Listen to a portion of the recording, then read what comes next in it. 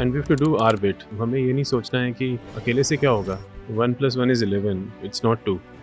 So when you do something right, you inspire other people also to do it right. And when your juniors work with you, they also inculcate that culture of green thing in them, sustainability. You might take it as a joke, but we work in a very clean environment in an embryology lab, and I don't send my clothes for washing every day.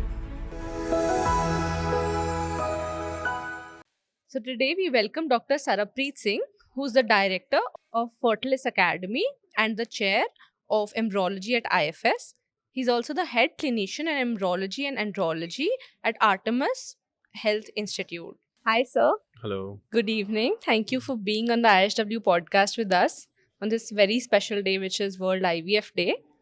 So, as per your discussions and as per your insights that I have heard through our panel discussions that we have hosted today, I heard that you mentioned the 3 Bs, which is basic, back to the future, and do your bit, as a part of introducing sustainability in IVF.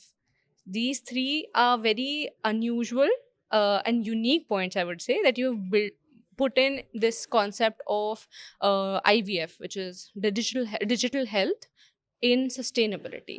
So, can you elaborate on it? How do you want people to follow these 3 Bs? So, if you happen to be there and if you heard the whole discussion which was going on, you get the feeling that everybody's talking about the same things which your parents maybe used to tell you.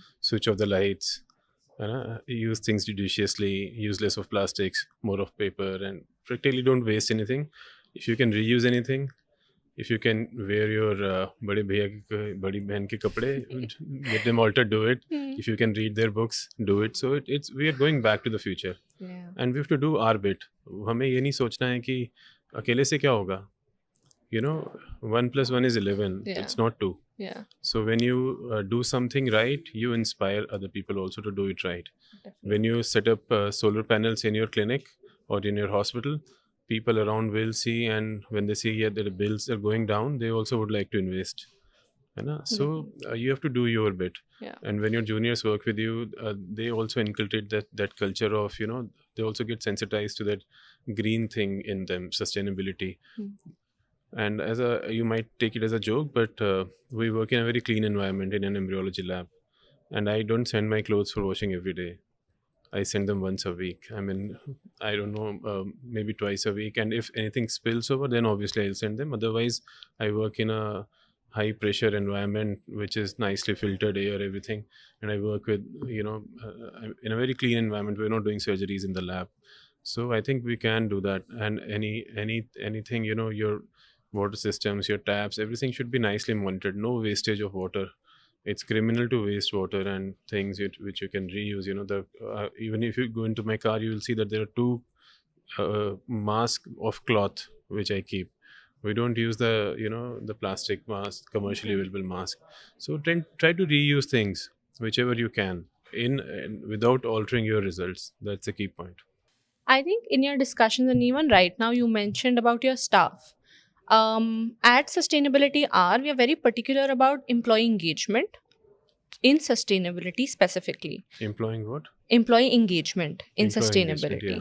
So while the leadership is talking about sustainability, is talking about CSR, is talking about ESG, I don't know how much the nurse knows about it. Yeah. I don't know how much the watchman knows about it. True. And these are the people who are creating a lot of carbon footprint, right, or have a lot to do on ground at right, whichever institution that we are working in. I agree completely. So I spoke about 3 things in my panel discussion. Number 1 is engagement. Number 2 is education. And number 3 is reward programs.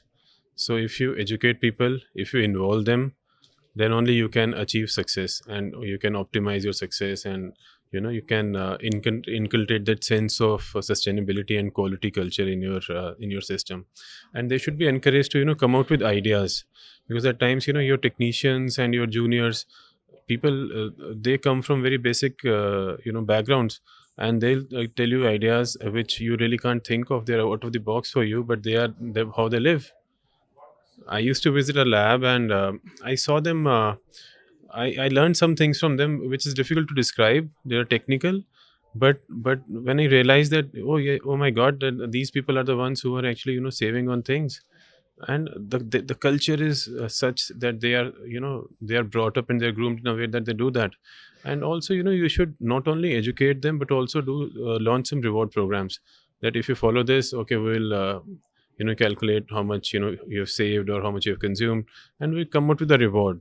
And every time they come out with a new idea also, try to kind of praise them, if not help them in a monetary way, but that at least praise them and bring it out in the whole department. So that is why you should never suppress them कि यार तू junior है, तेरा idea तो not, that culture should not be there in the IVF facility at least. Definitely. So I think in the E's that you have mentioned, which is engagement, which is education, I think there is also an A that we have added now, which is appreciation. Yeah, the reward program. Yeah. So through the reward programs, and this is something that we are striving towards at IHW Council, where we are creating a program for employees, where we are targeting individual organizations and creating custom programs of how at the ground level their employees can function to be more sustainable on ground.